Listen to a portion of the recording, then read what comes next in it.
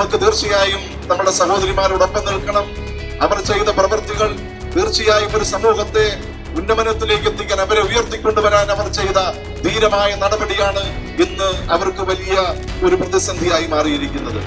എനിക്കൊരു കാര്യം ഉറപ്പിച്ച് പറയാൻ സാധിക്കും, ഇങ്ങനെ നടക്കുന്ന പ്രതിസന്ധികളെ മുൻനിർത്തി മനുഷ്യർക്ക് വേണ്ടി പ്രവർത്തിക്കുന്നതിൽ നിന്ന് അവരെ മനുഷ്യോചിതമായി ജീവിക്കാനും മനുഷ്യോചിതമായി മരിക്കാനും അനുവദിക്കുന്ന, അതിനുള്ള സാഹചര്യം ഒരുക്കുന്ന സംവിധാനങ്ങളിൽ നിന്ന് ക്രിസ്തീയ സമുദായമോ ക്രിസ്തീയ സഭയോ ഒരു കാരണവശാലും പിന്മാറുകയില്ല.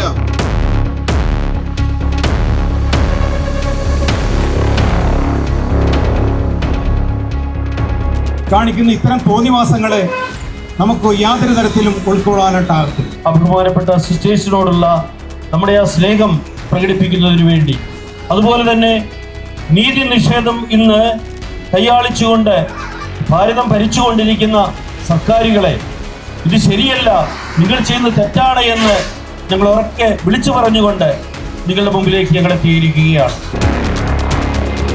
നല്ല കേസിൽ കുടുക്കി എന്നതിനേക്കാൾ ഉപരി മതപീഡനത്തിനിരയായി ജയിലിൽ അടയ്ക്കപ്പെട്ടവരാണ് അവർ എന്നതല്ലേ സത്യം.